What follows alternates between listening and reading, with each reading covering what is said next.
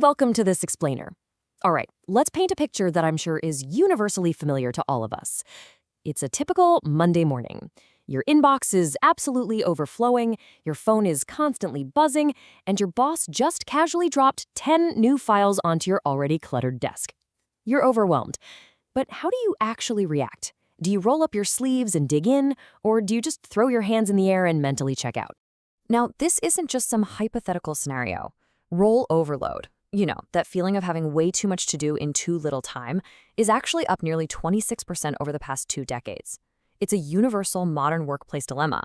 And you'd think that after decades of studying this, organizational psychologists would have a crystal clear answer on exactly how human beings respond to it, but they haven't. And here's where it gets interesting, because we're looking at a genuine academic mystery.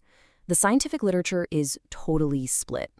Theory A suggests that when employees perceive their work demands exceed their personal resources, they step up, they increase their effort to surmount that massive workload. But then there's Theory B, which points to a negative or null relationship, basically suggesting that when the work piles up, employees just give up. So why does having too much to do make some employees work harder while causing others to completely check out? Which brings us to Section 1, the imposter twist, a hidden variable. Okay, let's dive into this, because the source material we're exploring today introduces a concept that completely resolves this paradox. It turns out the deciding factor isn't about your raw skill or your fancy time management apps. It's actually about a hidden cognitive variable operating right beneath the surface. But first, we need to clearly establish our baseline problem: role overload. This is simply the perception, the feeling of having too much to do in too little time. This is our stressor. It's the catalyst that forces employees to make a subconscious choice about exactly how much energy they're going to expend. And that brings us to our second main character: workplace imposter thoughts, or as it's commonly known, imposter syndrome. What's really fascinating here is how we're reframing this. We aren't looking at this as a disease or some clinical pathology. Instead, think of it merely as a cognitive gap. It's the persistent belief that other people think your capabilities are greater than you actually believe them to be. Basically, you think you're overvalued. The core hypothesis of this research proposes a fascinating relationship. The researchers theorized that your imposter thoughts actually dictate how much effort you exert when you're overwhelmed. The idea is that role overload doesn't directly cause you to work harder or give up. Instead, it's filtered through your imposter thoughts, which then drives your effort and ultimately your job performance. Moving right along to Section 2, the scientific evidence proving the twist.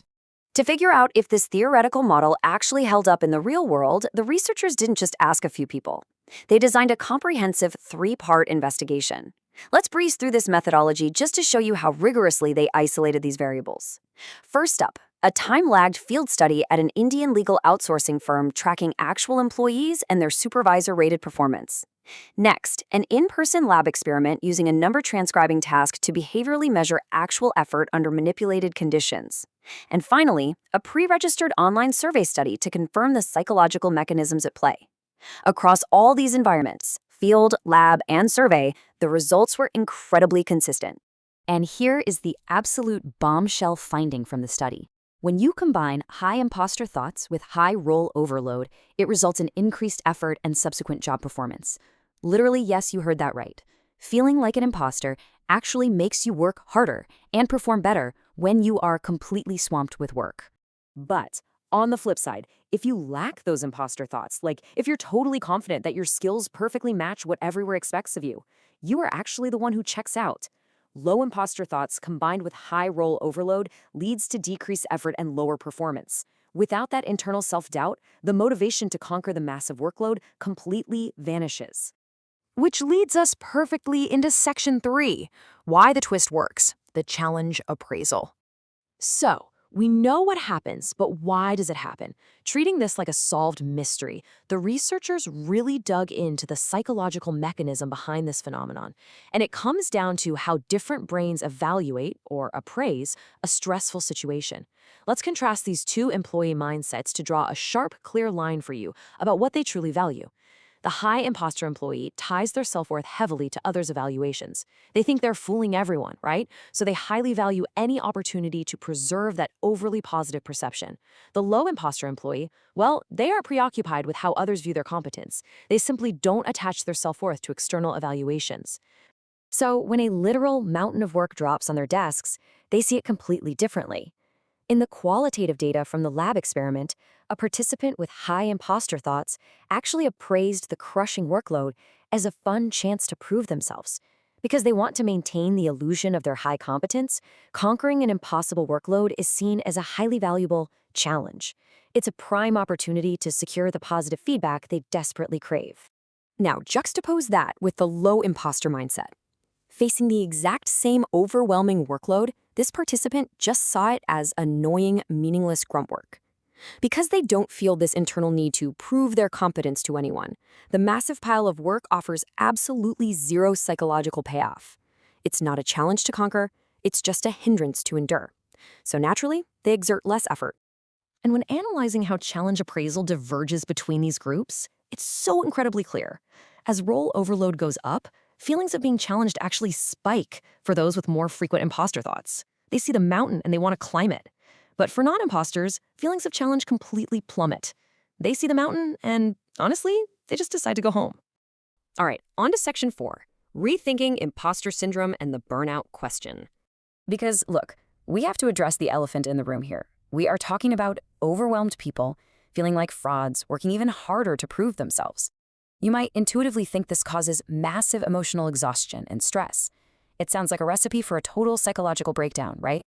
If you're running on the constant anxiety of being found out, surely your well-being has to take a massive hit in the process. But surprisingly, the data says otherwise.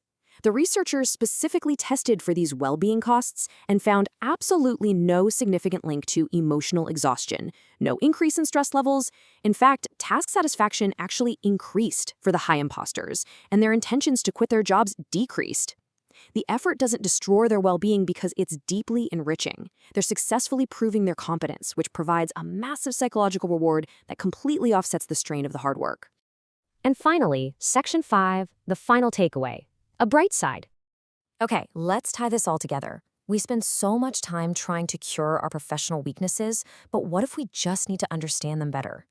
The crucial takeaway here is that what we so often pathologize, that nagging little voice telling you that you aren't as good as people think you are, might actually be the very thing driving your success in an overloaded modern workplace.